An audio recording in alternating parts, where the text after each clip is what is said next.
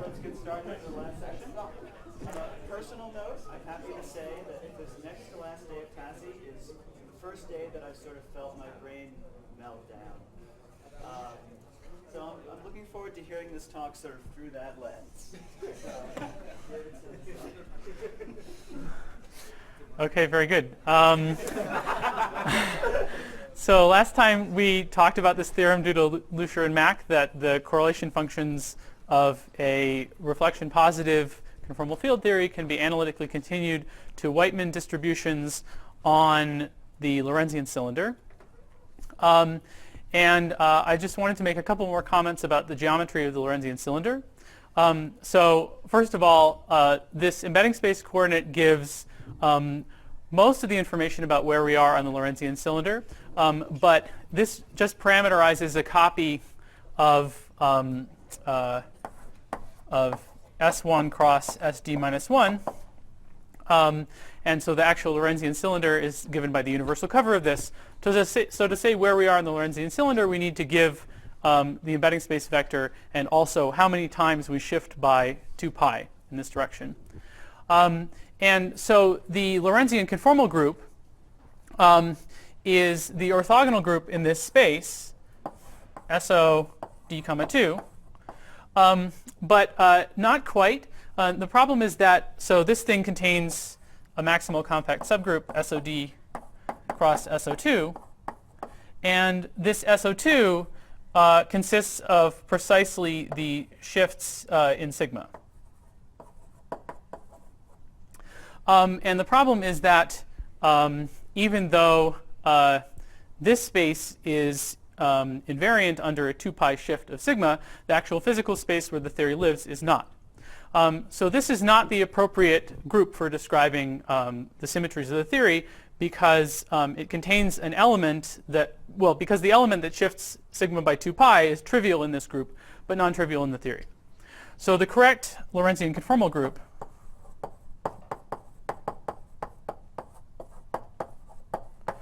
is the universal cover of this group, SO d comma 2. And the effect of the universal cover is essentially just to decompactify this SO2. This is the thing that acts naturally on this space. Okay? So that was something that I wrote in the first lecture, the Lorentzian conformal group, and hopefully that explains what I mean. And the other comment I wanted to make about the geometry here that we'll use in a second is about a natural operation on the Lorentzian cylinder. So let's suppose that we have a point here in some Minkowski patch. From this point, we can imagine sending light rays in all directions. So we send a light ray in this direction, and a light ray in this direction. But this picture is periodic, so the two sides of the diagram should be identified because we're on a cylinder. So this thing emerges out here, and you see that the light rays intersect at another point. And in fact, if you have light rays going in d dimensions, so this is a two-dimensional picture for simplicity, but in d dimensions, if you had light rays going out in all directions, they would all intersect at another point. And that point I'll call TP. So T is sort of a translation from one Minkowski patch to the next Minkowski patch on the Lorentzian cylinder.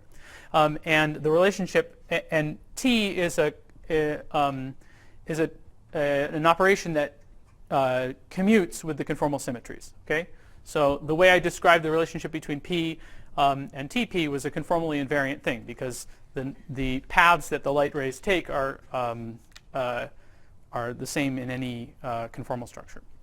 Okay, and in terms of the embedding space variables, the relationship here is that so if we start on one side of the cylinder, then we move up, then sigma increases by pi to go here, and we also go to the diametrically opposite side of the cylinder.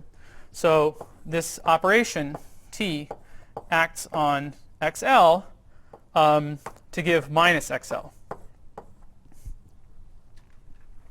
Okay, because we shift by pi in all the sigmas, and we take this unit vector on the sphere to minus the same unit vector. Okay. Good. All right. So that's the geometry on which Lorentzian conformal field theory lives. And now I want to start talking about some interesting observables that have lots of important physical applications and are very difficult to make sense of in Euclidean signature. And the observables that I'll talk about are null integrated operators.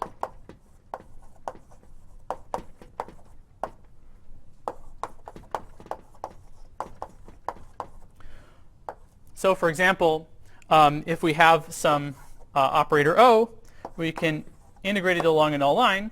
So in light cone coordinates, this would be an integral dv O with some indices. So here it's a spin j operator. It has j indices. And we'll stick it at u equals 0 at some position v and some transverse position y. And here I'm using light cone coordinates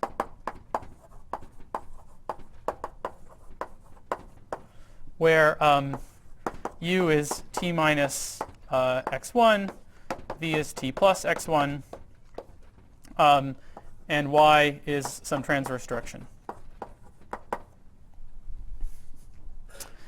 And so one important example of this kind of null integrated operator is when O is the stress tensor.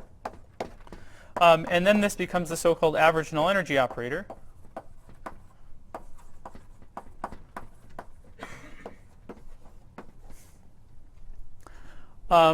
Which we'll talk about in detail a little bit later.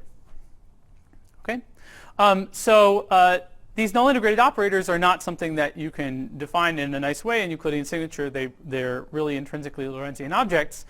But they have some really nice properties. And to start understanding their properties, I want to talk about how they transform under conformal transformations. So it's a good idea in a CFT to, for whatever objects you're looking at, understand how they play with the symmetries. Okay? So to do that, I'm going to develop a little bit more technology. So first we're going to talk about index-free notation.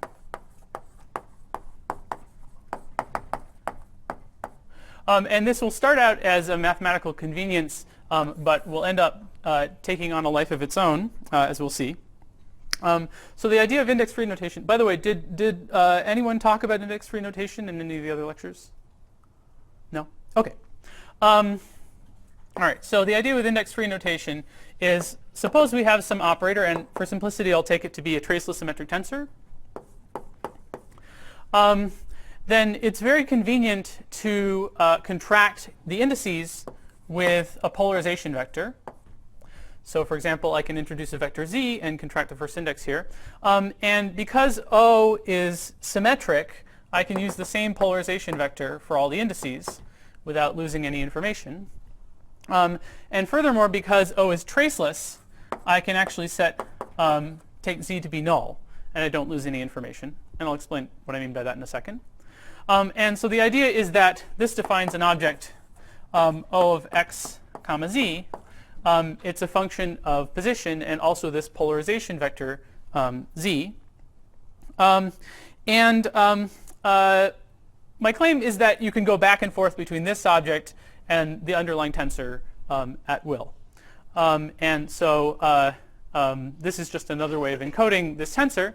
And as an example, let's suppose that we had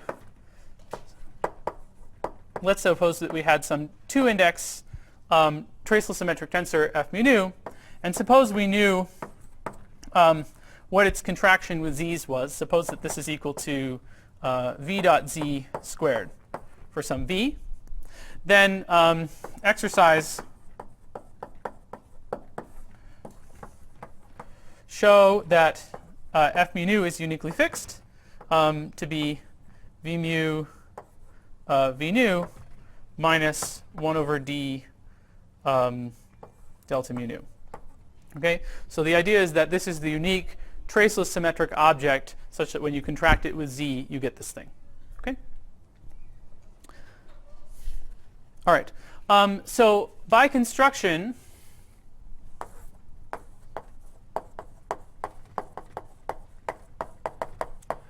O of x comma z is homogeneous in Z with degree J. So by looking at the homogeneity in Z, we can read off what the spin of this object is.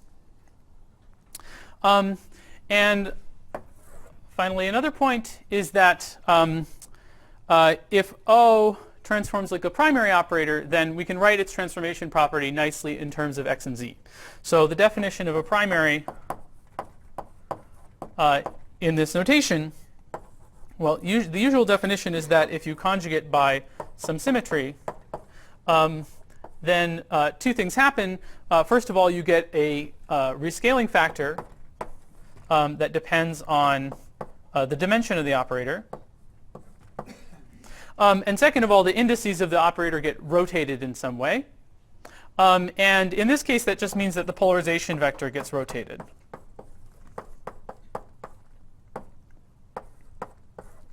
Okay, where here omega and r are, omega is the rescaling and r is the rotation, the local rescaling and the local rotation associated with some conformal transformation. Okay, and you may have, hopefully Slava wrote a transformation rule like this in index full notation, and this is just another way of writing that same transformation law. Okay, now so one point about writing things in this way that might seem a little strange at the moment, but will hopefully become clear in a second, is that in this language, it's possible to describe operators with non-integer spin. What we do, so I should have said this.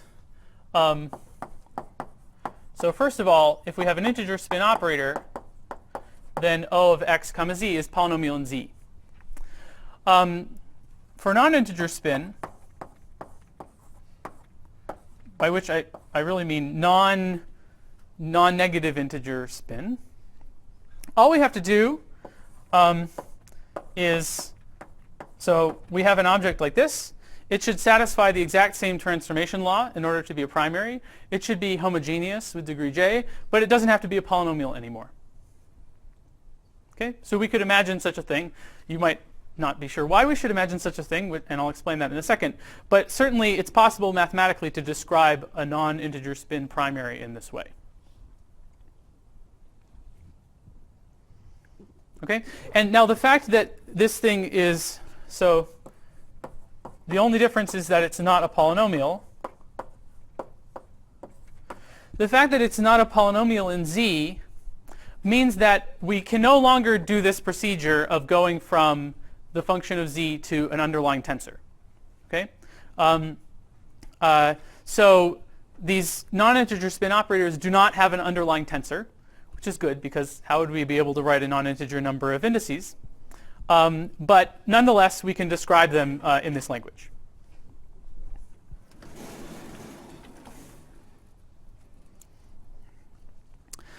Okay, the last bit of technology that we need is lifting operators to the embedding space.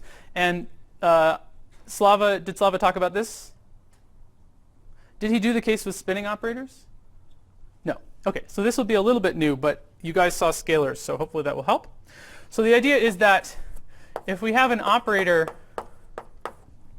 with spin, then we can lift it to the embedding space.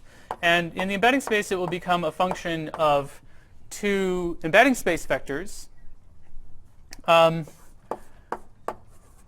So these are going to be embedding space vectors, and here the little versions of them are just positions in Minkowski space. And again, x is going to play the role of position, and z will play the role of a polarization vector. But if we have a, we now have a d plus 2-dimensional polarization vector, and that's more degrees of freedom than we should have to describe an operator. So let's imagine that O has spin 1, it has d degrees of freedom. Somehow this thing has d plus 2 degrees of freedom.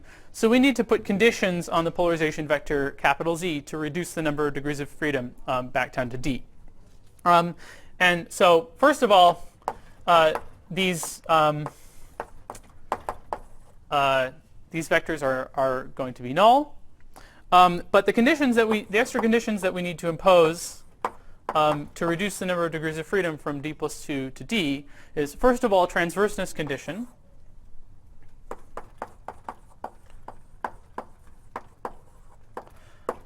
And second of all, gauge redundancy. So there's a gauge redundancy under shifting z by x.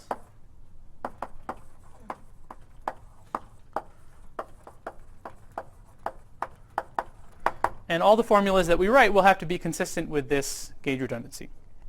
And so now let me just write what the lift of this operator is, and you'll see that it indeed has all the desired properties. Okay, so the idea is that you start with this operator in flat space, and the lift to the embedding space is as follows. So it's capital X plus to the minus delta O, and maybe to disambiguate things a little bit, I'll write EMB for embedding. Later I'm just going to use the arguments of the operator to indicate whether I'm in the embedding space or not. So O of little x mu is equal to capital X mu over capital X plus, comma little z mu equals capital Z mu minus z plus over x plus x mu. Okay, so as an exercise, you should check that this definition is consistent with this gauge redundancy.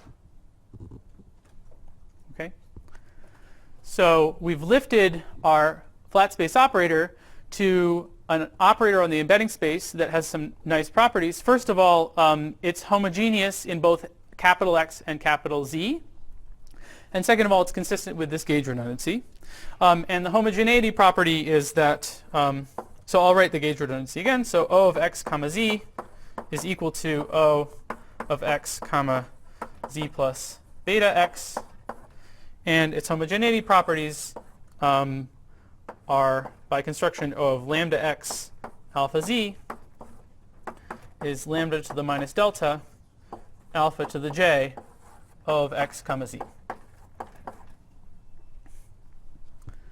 Okay, so that's the lift to the embedding space, and we can easily go back and forth from the embedding space to flat space. So let me write the dictionary in the other direction.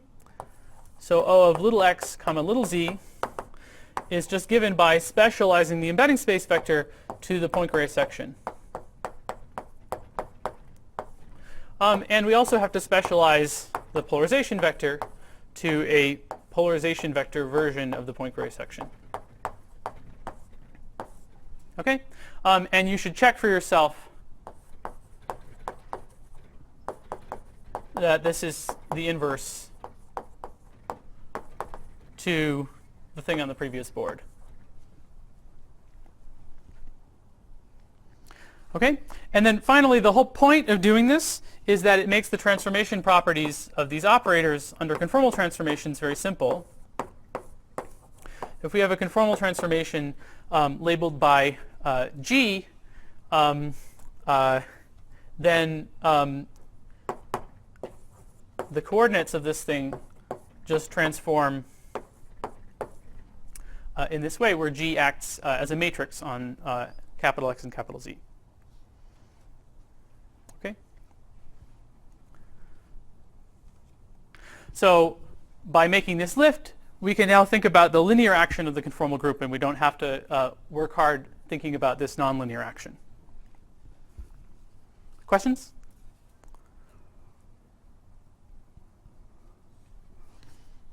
Okay. Good. So now that we have our technology, let's apply it to understand these null integrated operators. And my claim is that the null integrated operators can be understood in terms of a conformally invariant integral transform that I'll call the light transform.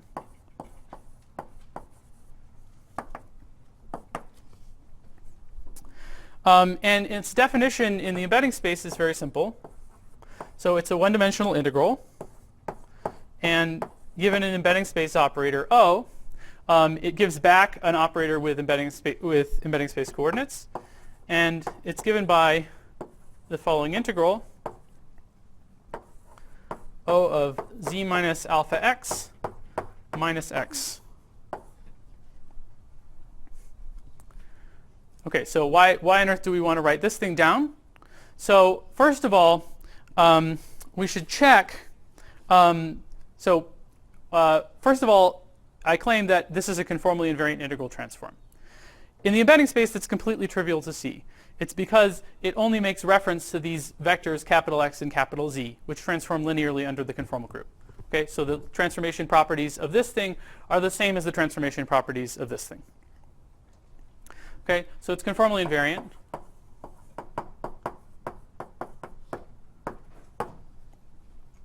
Another non-trivial property is that it's consistent with the redundancy under shifting Z. And the way it manages to do that is if you shift Z in this way, then you can undo that shift by just making a change of variable on the integration variable alpha. Okay, so you can shift alpha to compensate for this shift. So this is automatically gauge invariant. And finally, we can check that it's homogeneous. So you can just read off its transformation properties under rescaling x and z from the transformation properties of O. And so you can check. This is an exercise.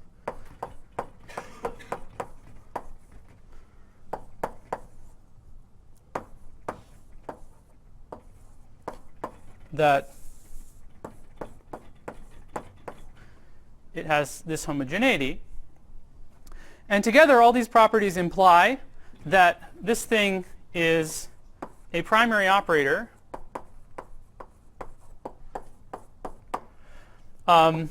with dimension.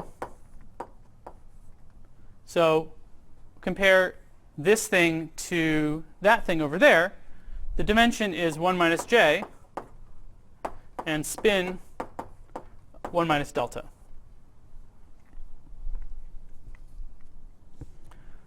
Okay, so it's a conformally invariant integral transform. It takes a local operator to some kind of non-local operator, but the non-local operator transforms in a really beautiful way under conformal transformations. It's still a primary. It just has these very funny quantum numbers. And let me mention an important consistency condition here. So the claim here is that L is a conformally invariant integral transform that takes that changes the quantum numbers in this way. An important consistency condition is that the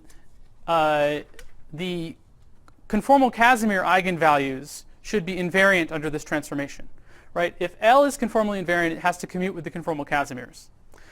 So let's write down the conformal Casimir. And did Slava talk about the conformal Casimirs?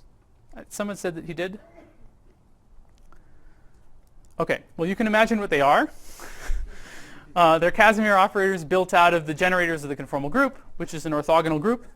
Okay, and there's a quadratic and a quartic Casimir. And so, for example, the quadratic Casimir eigenvalue is a somewhat famous formula. And there's a similar formula for the quartic Casimir eigenvalue.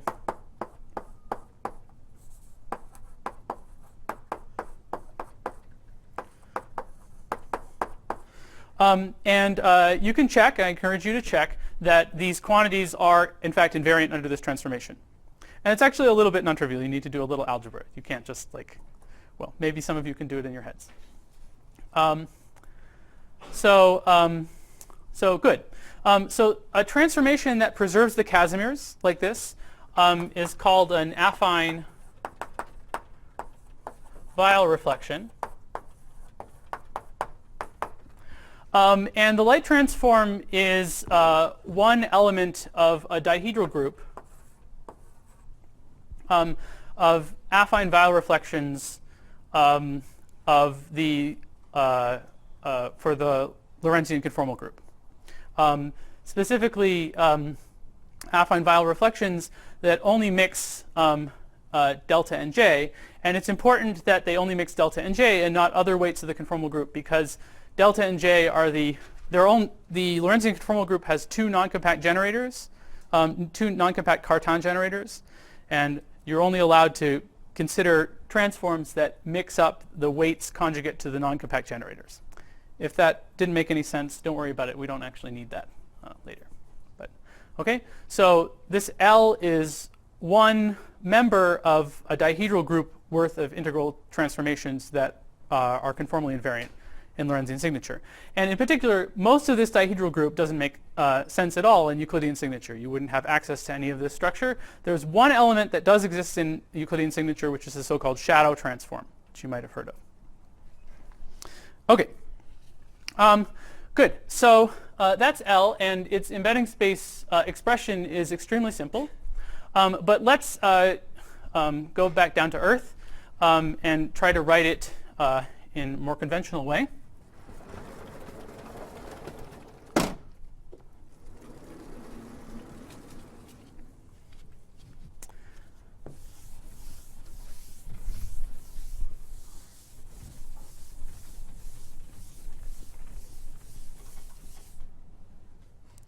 Okay, so we're going to write L in Minkowski coordinates.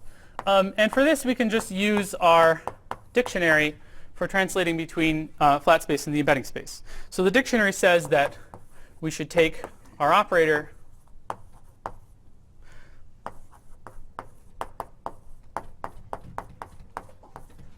and restrict to the Poincare section. So we're going to set x equal to 1 comma little x squared comma little x, z equal to 0 to z dot x comma z. Okay, and so let's do a little bit of manipulation before we do this.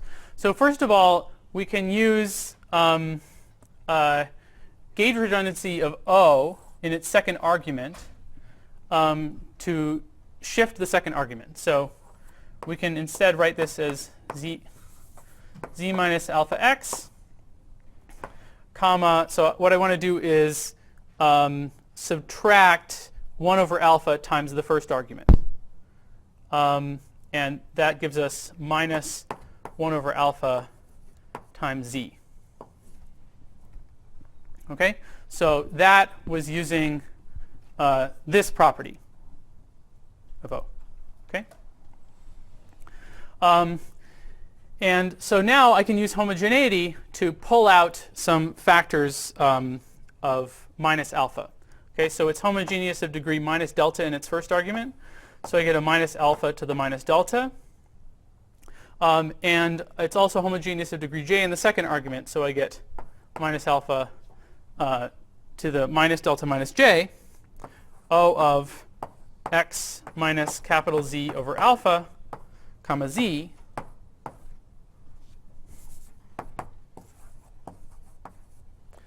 where this thing is restricted to the Poincare section.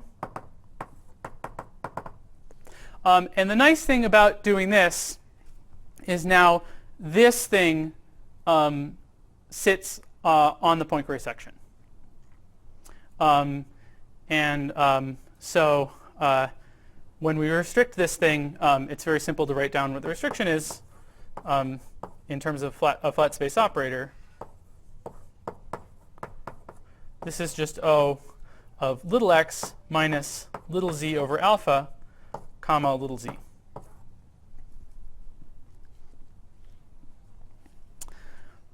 Okay, so let's look at what this does. So first of all, it's an integral from minus infinity to infinity. So when alpha is equal to minus infinity, the operator O is sitting at the point x. Okay, so here's x. And that's when alpha is minus infinity. As alpha increases from minus infinity, x moves, the point where O sits, moves in the z direction.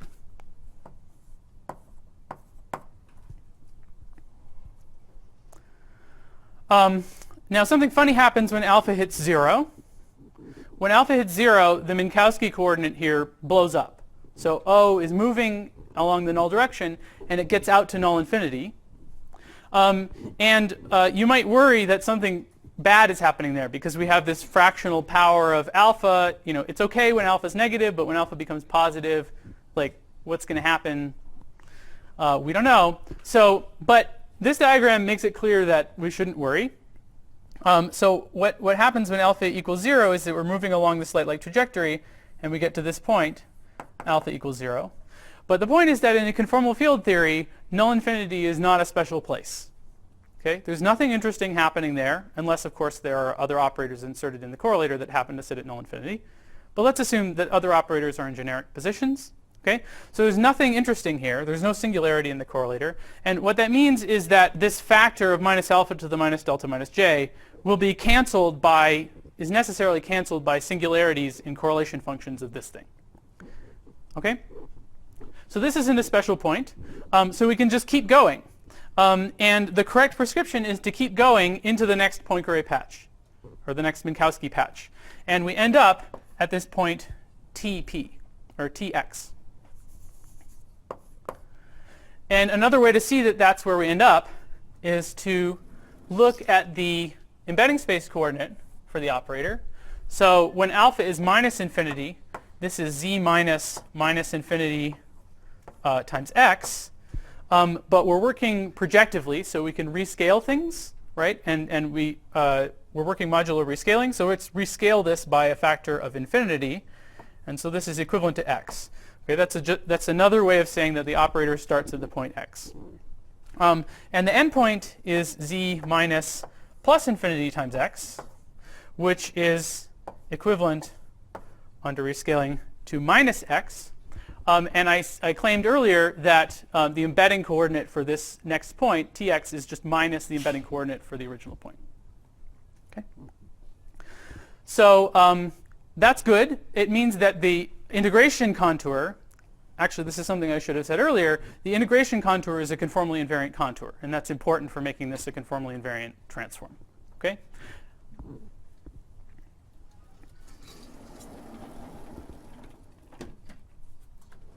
Questions? Yeah. Great, that's a great question. And actually, I'm going to address that now. So what do you do if you're sitting in Minkowski space? Well, there's only one way that you can fit this operator inside Minkowski space. The point x has to be at past null infinity. If you move the point x down to past null infinity, then the whole contour fits inside Minkowski space. So a Minkowski observer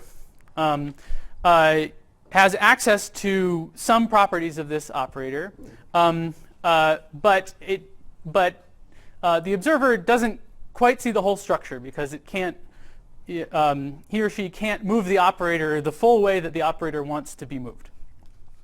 So let me, okay.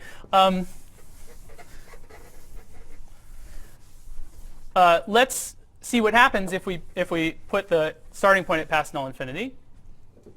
So what we can do is just choose a different some different embedding coordinates for the operator.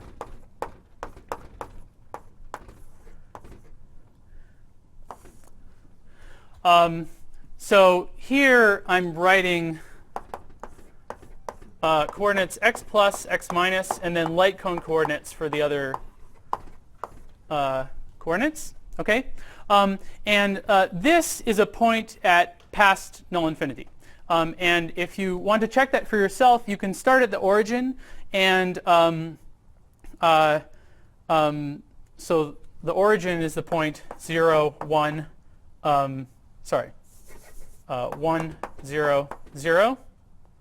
0, 0, and move from here in a null direction towards past null infinity. You'll have to rescale the embedding space vector to get a finite result, and you'll end up with this. Okay, so I'll leave that as an exercise.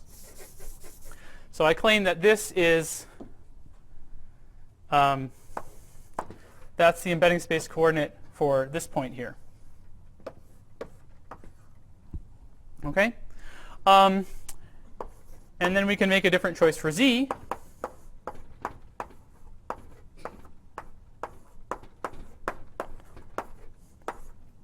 Okay? Now, an important point is that these choices satisfy the conditions that x naught is null and z naught is null and x naught dot z naught is 0. And these conditions are necessary in order for this to be a sensible place to put the operator. Okay? So if I satisfy these conditions, I can, as long as I satisfy these conditions, I can choose any embedding space vectors I want, and I'm going to choose these. Okay? And so you choose these and use the dictionary.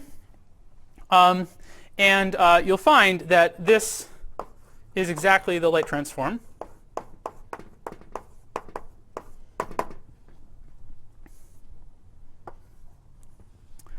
Okay?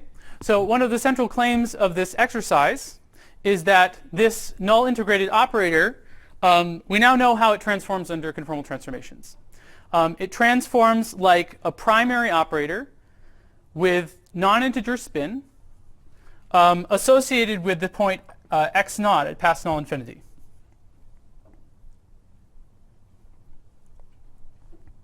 Okay? And so as an example, the average null energy operator transforms like a primary with dimension -1 and spin 1 minus d. Okay? Is there a question?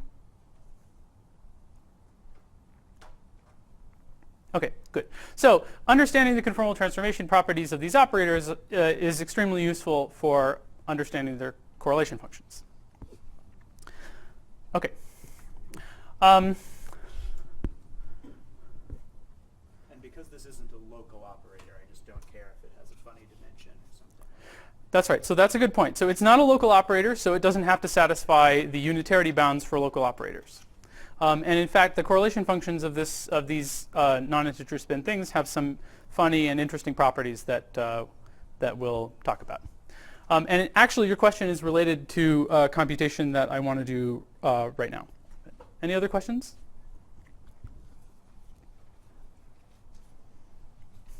Yeah. I don't understand if this only depends on the line in the space, or there's some extra data to do some special. If it only depends on Some light ray in custom space without a preferred base point, or is this? So it definitely depends on a light ray and a base point.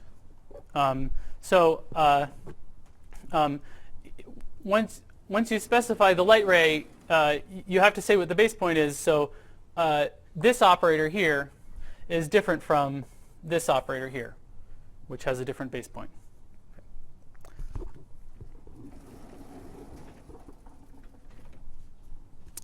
Okay. Good. So let's talk about some of the properties of correlation functions of these operators.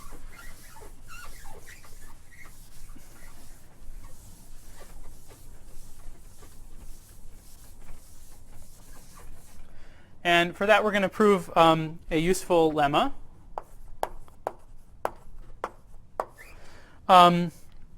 Which is that the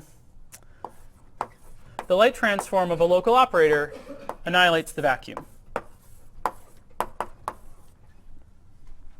Okay, let me give a super slick proof of this lemma that you guys are going to not really like, but it goes to your question. So the super slick proof is this is an operator with dimension 1 minus j and spin 1 minus delta. If it did not annihilate the vacuum, it would create a state with dimension 1 minus j and spin 1 minus delta. And there's the state operator correspondence, which tells you that there would be a local operator with those quantum numbers, and that violates the unitarity bounds. Okay, so who was satisfied with that? Okay, a couple of people satisfied. Okay, now let's prove it in a little bit more satisfying way. So what we're going to do is consider a Whiteman function, just a general correlation function, with an arbitrary insertion of a whole bunch of local operators, and then the light transform of O acting on the vacuum. And we're going to show that this is equal to 0. And if this is equal to 0, then it establishes that this is equal to 0 as a state. Okay? So what is this? It's the integral from minus infinity to infinity.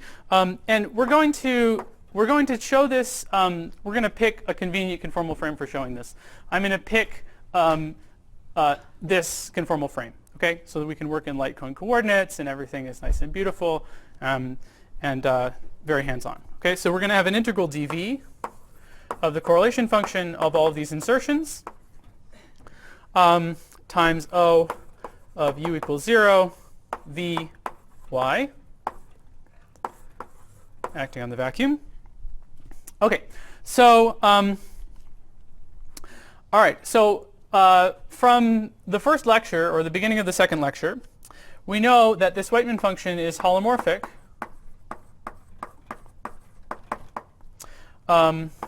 for when the imaginary parts of the positions are ordered in a particular way. So in particular, the imaginary part of x1 is in the past of the imaginary part of x2, dot, dot, dot, in the past of the imaginary part of this thing. And we're going to take y to be real, but we're going to allow v to be complex, okay, in this argument. So the imaginary part of this position is just 0, imaginary part of v, comma 0.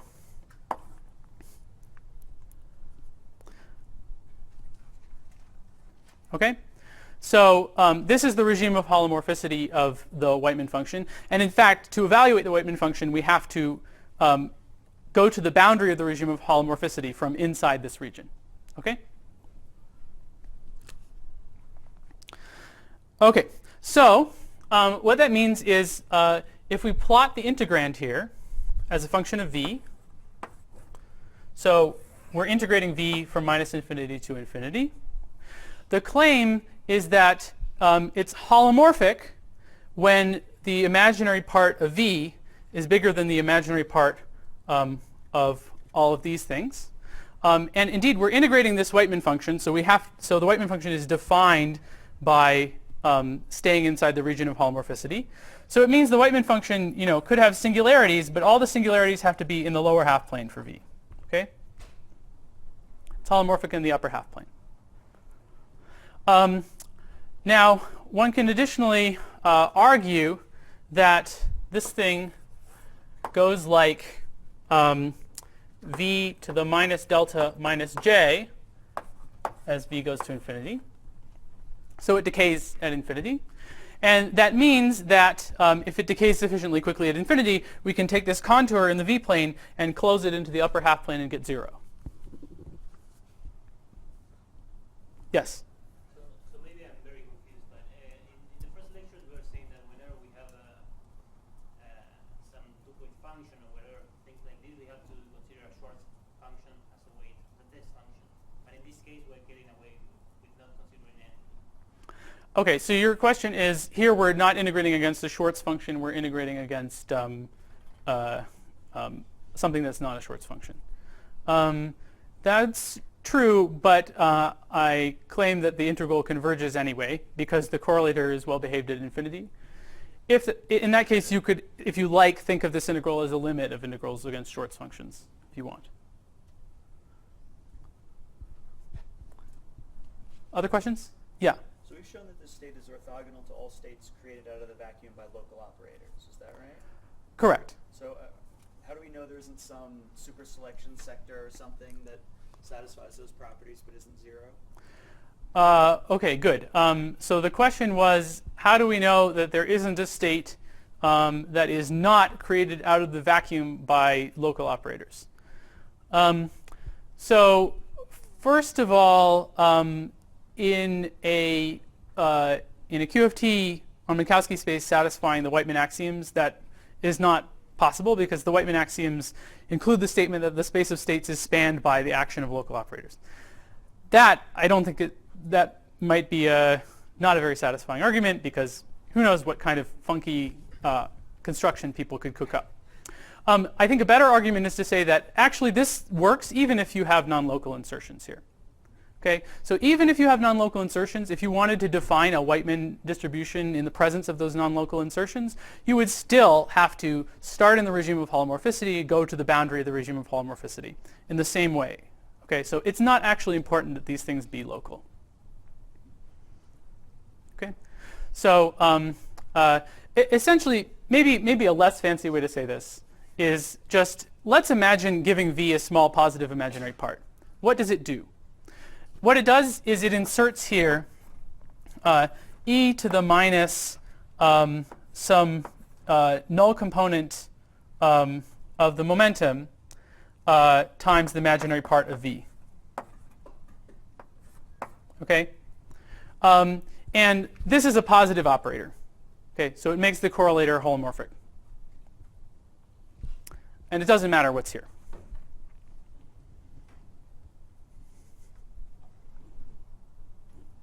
Okay? Good. Okay, so this means that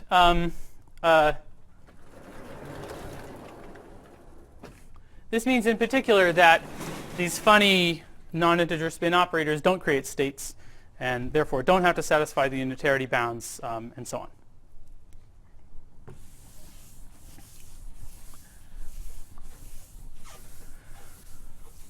Now, as I said, the knowledge of how these things transform under conformal transformations is very useful for constraining the correlation functions. Let me just give an example. So suppose that we start with a 3-point function of an operator with, so let's say 2 scalars and an operator with spin j. Yes? Continuous spin operators that are not light transform of some other operators, would they also have it? Yes, that's right. So hopefully later we'll talk about continuous spin operators that are not light transforms of local operators. They also annihilate the vacuum, and there are a few different ways to see that. But maybe the slick way is the easiest one. Okay, the first argument that I gave. Okay, so let's consider this thing. So one thing that maybe Slava mentioned is that a 3-point function of 2 scalars and a spin j operator has a unique conformally invariant structure. Okay, and so what I mean by this expression is the unique conformally invariant structure for a spin j operator and 2 scalars. What happens if we take the light transform? Well, first of all, this question only makes sense if we light transform the operator in the middle, because the light transform kills the vacuum. So if we light transformed either of these 2 other guys, we would get 0, and it wouldn't be very interesting. So let's do this one. Because it's a conformally invariant transform, it has to give you something that transforms like a 3-point function of phi1, phi2, and something with these shifted or with these reflected quantum numbers. But there is a unique 3-point structure for 2 scalars and a spin something operator. So it tells you that this has to be proportional to that 3-point structure.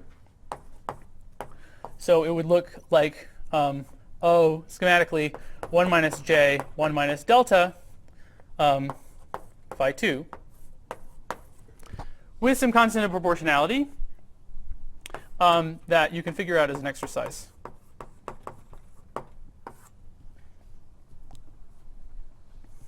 Okay, so that's an example of the kind of thing that that this gives you, and we'll use this reasoning again in a second. Okay.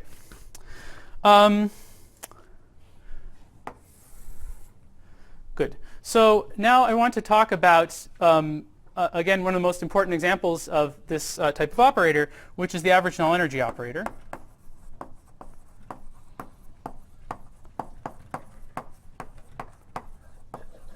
And the average null energy condition. So the average null energy condition says that the light transform of the stress tensor is a positive operator. By which I mean that its expectation value in any state is positive. There are two recent proofs of the null energy condition.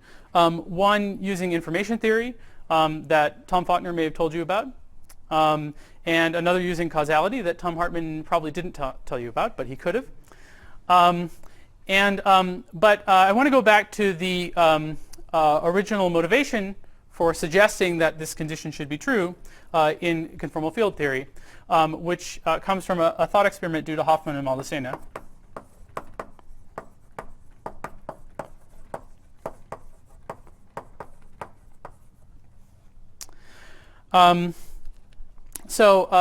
Their idea was to consider a conformal collider event. So here's Minkowski space. And let's imagine some kind of explosion near the origin, by which technically I mean, say, the insertion of an operator that creates a non-trivial state. This operator insertion creates excitations that move out to null infinity. And you could imagine having a calorimeter that measures energy deposited in the calorimeter, and have it, well, let me start with it a little bit closer, and integrate the energy deposited in the calorimeter over time as the calorimeter moves up to future infinity. So this type of experiment happens every day at the Large Hadron Collider, and usually they find that the energy is positive. So it's reasonable to expect that it should be positive. Okay? And specifically, we're going to be interested in taking a limit where the calorimeter is very far from the event. And that corresponds to the calorimeter moving along trajectories that go closer and closer to null infinity. So you can see that in the limit where the calorimeter goes very far away from the event, it's moving along null infinity. So let's see. So let's derive that the Anik operator is the thing that you get.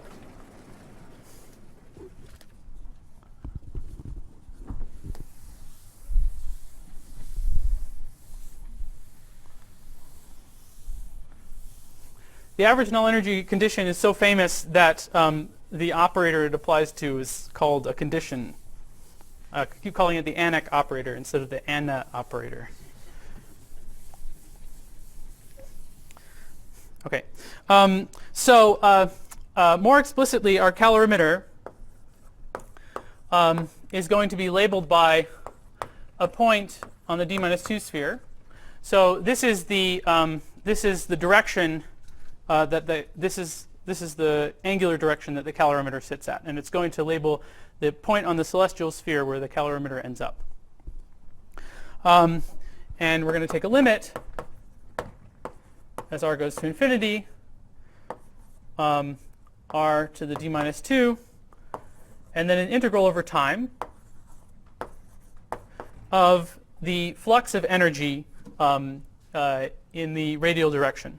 Okay, so the flux of energy in the radial direction is given by contracting this unit operator, this unit vector with t0i, or evaluating it at time t, and position r times n.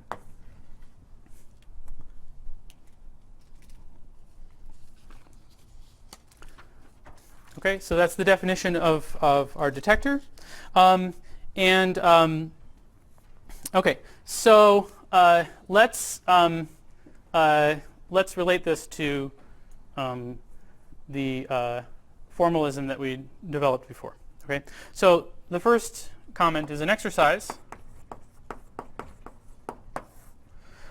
which is to convince yourself that this product of unit vector times t0i can be written as 1/4 z mu z nu minus z bar mu z bar nu times t mu nu, where z mu is 1 comma minus n and z bar mu is 1 comma n. Okay, the point of doing this is I want to write the stress tensor insertion in terms of some null polarization vectors. And remember, I claimed that we could always go back and forth between the operator contracted with null polarization vectors and the underlying tensor. So we know that this should be possible, and indeed you can just check for yourself that this is a way to do it. Okay, the other comment is that when we take the r to infinity limit, this part is actually not going to matter. We will actually check that. So as r goes to infinity, we can ignore this part, and we really just get a null component of the stress tensor. Okay, let's write this in the embedding space then. So this is 1/4 limit as r goes to infinity, r to the d minus 2, integral from 0 to infinity dt, t of capital X comma capital Z, where capital X is on the Poincare section. And in this case, it's just equal to 1 r squared minus t squared t r times n. And capital Z is the Poincare section version of a polarization vector, 2x dot z comma z. And explicitly, that's 0 minus 2 r plus t, 1 minus n. Okay, so we'd like to take a limit as r goes to infinity of this thing, and the only thing that we have to do is just track what happens to these embedding space vectors. And a nice thing about writing things in terms of the embedding space is it makes totally clear how things scale as r goes to infinity. So we'll see very clearly why we need exactly this factor.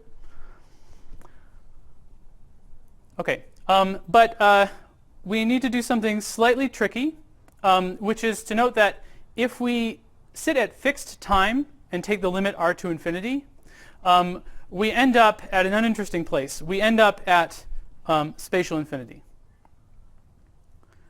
So that's not good because the integral goes all the way along null infinity. So we can't just take the r goes to infinity limit at fixed t. Instead, we need to rewrite t in terms of so-called retarded time.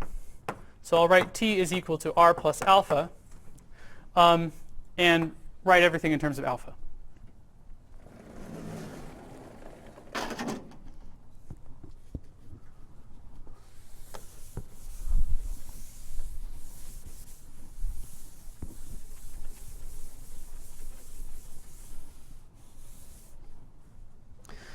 Okay, so what do we get? We just plug in t equals r plus alpha into those expressions. 1 r squared minus r plus alpha squared r plus alpha rn. And you can see that in the limit of large R, this becomes r 0 minus 2 alpha 1 n. And similarly for z, 0 minus 2 2r plus alpha 1 minus n. And this becomes minus 4r 0 1 0 0. And so now let me define a couple useful reference points. So the first one is the point at infinity, which has embedding space vector 0 1 0. Okay, so this is the limit as x goes to infinity in a spatial direction of 1 x squared x, right? Modular rescaling. And the other reference vector is a polarization vector 0 0 z. And so we see that this thing becomes little r times z infinity minus 2 alpha x infinity, and this thing becomes minus 4r x infinity. Okay, and so exercise, check that the z bar terms vanish faster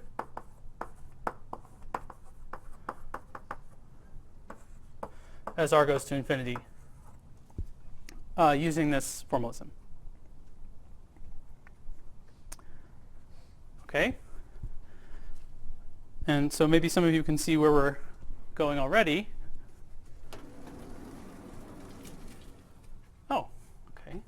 nice.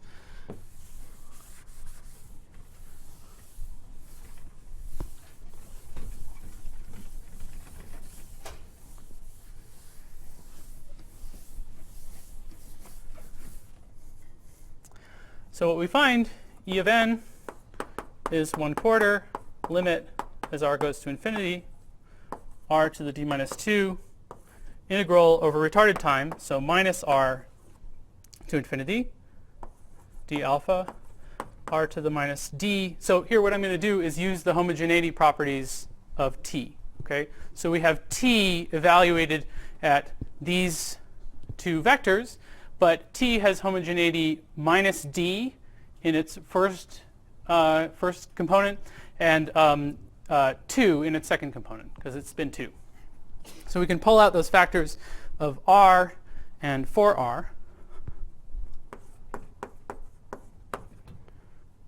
and we get t of z infinity minus 2 alpha x infinity minus x infinity. Now the r's cancel.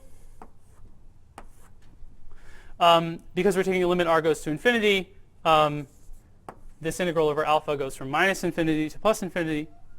And then finally we can make a change of variables. Alpha, or 2 alpha goes to alpha. And you end up with 2 times the light transform of t at x infinity comma z infinity. Okay? So what's happened is what you might expect from the picture. We end up with the light transform of the stress tensor at the point spatial infinity. What that means is that the starting point for the light transform is spatial infinity, and then it moves along some null direction and ends up at time like infinity. Okay? So the conclusion is that this light transform of the stress tensor has a physical interpretation as the total energy deposited in a calorimeter. And therefore, we reasonably expect it to be positive. Now, the rigorous proofs of the average null energy condition are a bit more involved, and hopefully I'll have time to sketch one of them for you tomorrow. But now I want to just give you a sense of the kinds of things that you can get from this condition, and this will tie back nicely into some of the stuff that we've already done. Okay, so we're going to study the condition that the light transform of the stress tensor is a positive operator, and let's do it in this kinematics. So we're going to put the light transform of the stress tensor here. So it starts at spatial infinity, runs along null infinity to future infinity. So let's study a matrix element between primary operators.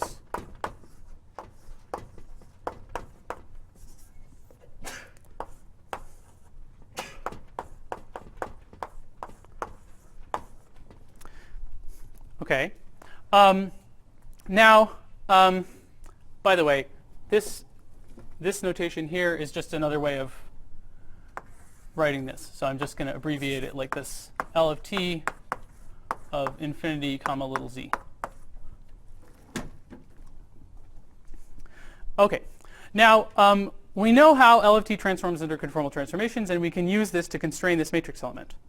And the key point is that L of t is a primary operator, and it's a primary at infinity. And primary operators at infinity are killed by translation generators.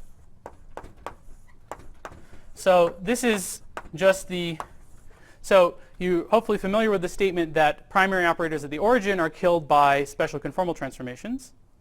And a special conformal transformation around infinity is just a translation. Okay, so this is 0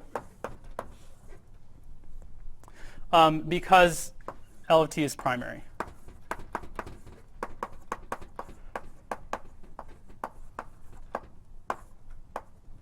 It's primary because we wrote it in terms of this conformally invariant integral transform. That's one way to see it. You could see it in other ways, of course. Sorry, and this is O little j. Okay, so what does that mean? It means that this matrix element is translation invariant. So I can write it like this.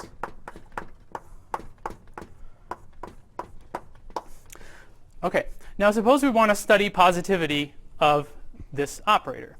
What does that mean? It means that this thing is positive when inserted between any states, and we can generate states by smearing local operators against test functions. So positivity of L of t is equivalent to the statement that this is a positive definite integral kernel. Okay.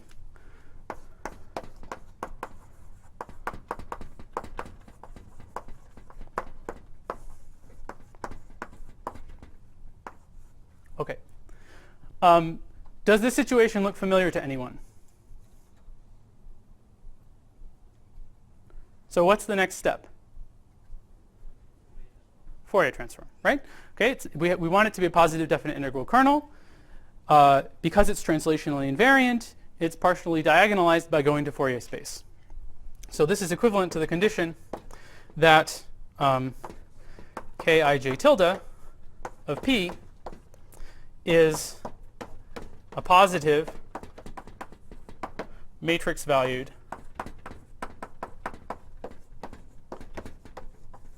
tempered distribution. Okay, and that's a lot of scary words, but they should hopefully be not so scary because we encountered exactly this situation in the Lorentzian proof of the unitarity bounds. Okay, so great. So this is a much simpler situation. We now just have to check positivity of this Fourier transform. Now it's a little bit different from the Lorentzian proof of the unitarity bounds, because in the case of the unitarity bounds, we had this nice property that two-point functions between primary operators, between different primary operators, are 0. So the two-point function is diagonal. And that meant that it was not so hard to write down necessary and sufficient conditions for unitarity. Here, this matrix element is not necessarily diagonal. So we get interesting matrix elements even if we choose different operators here for OI and OJ. And so that means it's somewhat difficult to characterize sufficient conditions for positivity, because we would have to study positivity of an infinite dimensional matrix, where the indices of the matrix run over all the primary operators of the theory. But you can write down necessary conditions for positivity by studying small submatrices of this infinite dimensional matrix, which is a fancy way of just saying we can restrict to our favorite choices of operators here and demand that we still get a positive definite matrix with those choices.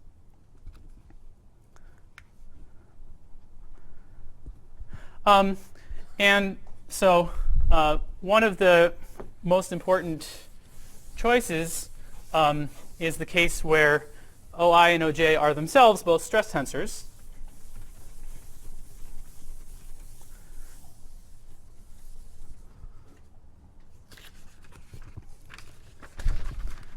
So, and let's consider that case. So what that means is that we have to study positivity of the Fourier transform.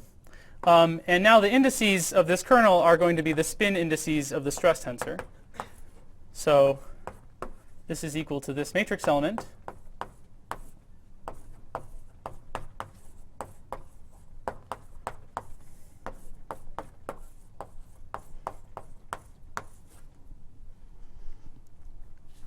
Okay, and so let's figure out what this thing is.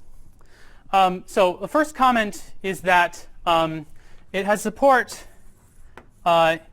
inside the future null cone by positivity of energy. The argument for that is the same as the argument in the case of a two-point function. So what that means is that we can use Lorentz transformations to set P to our favorite future pointing vector, and we're going to set P equal to P naught, comma 0, 0, dot, dot, dot.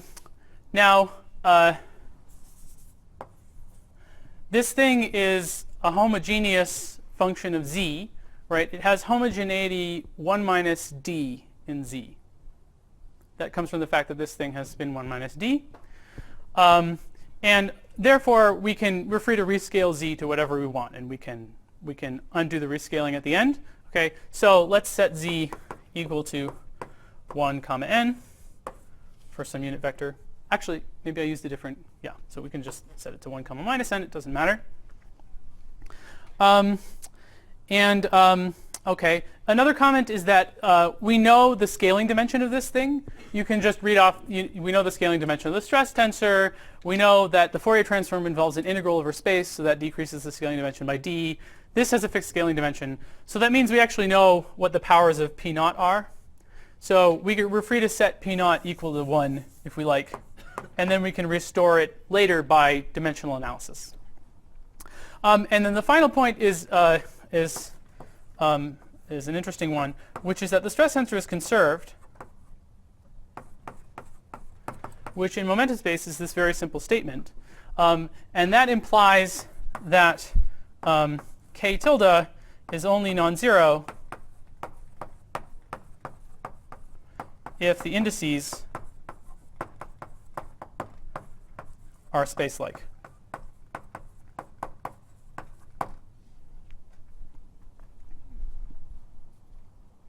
Okay, and so now what do we need to do? We need to, after making all these specializations, we have to study k tilde with space-like indices. These indices should be traceless and symmetric. And the only object that we have to build things with is n. So we can just try to write down all the possibilities. So one possible term is delta ik, delta jl, plus delta il, delta jk over 2, minus traces. Okay, that one doesn't involve any insertions of n. We could also have something like with 2 insertions of n, so something like delta ik, nj, and l. We have to symmetrize and subtract traces appropriately. And then finally, we could have a term with 4 n's in it.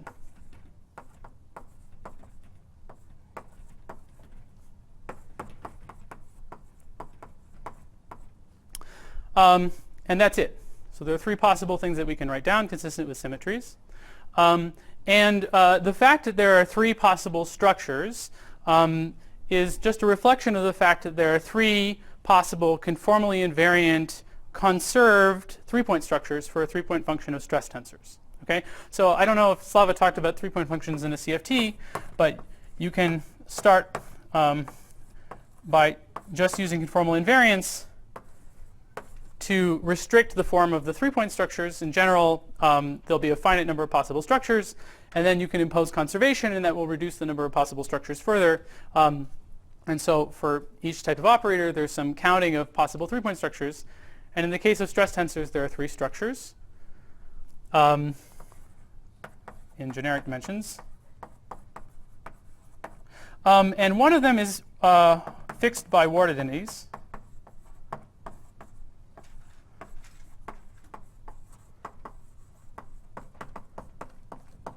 Specifically, the Ward identity is the condition that if I take a stress tensor and I integrate it over a d-1 dimensional surface, a codimension 1 surface, then I should get the conformal charges. Okay? So I know what the integral of the stress tensor over a codimension 1 surface should be, and that allows you to fix one of the possible coefficients of these 3 structures.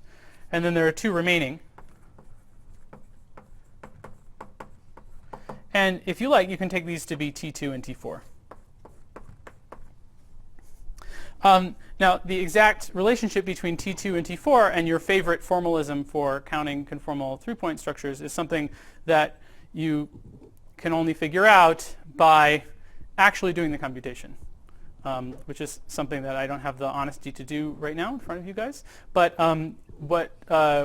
you do the light transform and the Fourier transform starting from this, and you'll end up with this. This is the only thing allowed by symmetries. And so now we can impose that this thing is a positive definite bilinear form. And that gives constraints on T2 and T4. And these are the famous Hoffman-Maldacena bounds. And I'll write them for you in 4 dimensions. So for example, when d equals 4, you get bounds like 1 minus T2 over 3 minus 2 T4 over 15 is bigger than or equal to 0. And there are 2 other bounds, which you can look at the notes for. These OP coefficients are related in 4 dimensions. They're related to anomaly coefficients. So it turns out that T2 and T4 are related to the anomaly coefficients A and C. And so one result of this analysis is a bound on A and C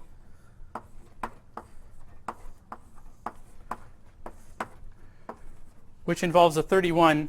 And I'm curious if when Juan and Diego first saw the 31, they thought maybe they made a mistake. Yeah, OK. Yeah, that's usually good. If you see a 31, you should check yourself carefully. But that is, in fact, the correct answer. So you get bounds on anomaly coefficients. And this is very interesting because these anomaly coefficients enter in many different ways. For example, A appears in a monotonicity theorem for RG flows. And that immediately tells you something about how C can behave under RG flows. If you're interested in studying the space of quantum field theories or conformal field theories, then this is an important constraint. And there are an infinite number of constraints like this that come out of the average null energy condition. And actually, the recent proofs of the ANEC have spurred some work in this area. So people have been studying essentially larger submatrices of this object and getting more bounds on CFT data. So in addition to bounds on OP coefficients, another thing that comes out of this are, in some cases, improvements on the usual unitarity bounds. So this condition actually contains the unitarity bounds in a very nice way, which is that, so here we're looking at positivity of the ANEC operator at null infinity with a particular direction. So this Z encodes a direction on the celestial sphere. If you take that direction on the celestial sphere and you average over the celestial sphere, then the average of L of t just turns into the total energy. But since we're working in Fourier space, the total energy is just a factor of P naught. So it means that if you average over directions on the celestial sphere, you land on positivity of the Fourier transform of the 2-point function, which is the unitarity bound. Okay? So this manifestly is an improvement on the unitarity bounds. Sometimes it's a strict improvement and sometimes it's not. And actually at this point, I think it's an open question what the general improved unitarity bounds from the ANEC are. OK, so I think I'll stop there. Thanks.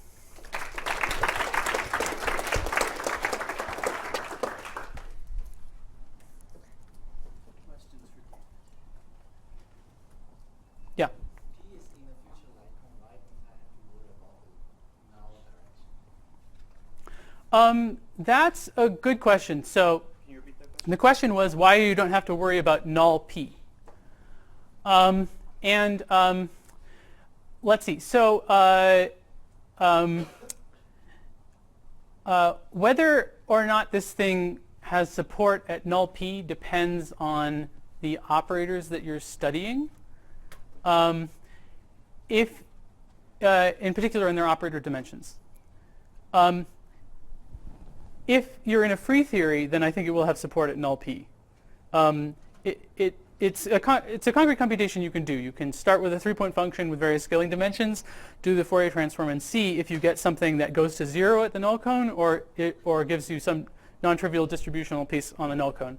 I think in a free theory you'll get a non-trivial distributional piece on the null cone. because energy moves along the null directions in a free theory. But in general, you won't. In an interacting theory, you won't. Other questions? Yeah. But so if I take an OPE of two integer spin operators, would I typically expect to see something continuous spin? Okay, that's a great question. So the question was, if I take an OPE of two integer spin operators, should I expect to find something of continuous spin or not? This more closely relates to what we'll talk about next time. But the idea is that there's a usual version of the OPE. The usual version of the OPE is that you have two local operators, you OPE them, and you get local operators. That usual version of the OPE has some regime of convergence. Okay, so you can only apply it in certain kinematic situations. Depends on where the other operator insertions are. In Lorentzian signature, that statement is actually a little bit different.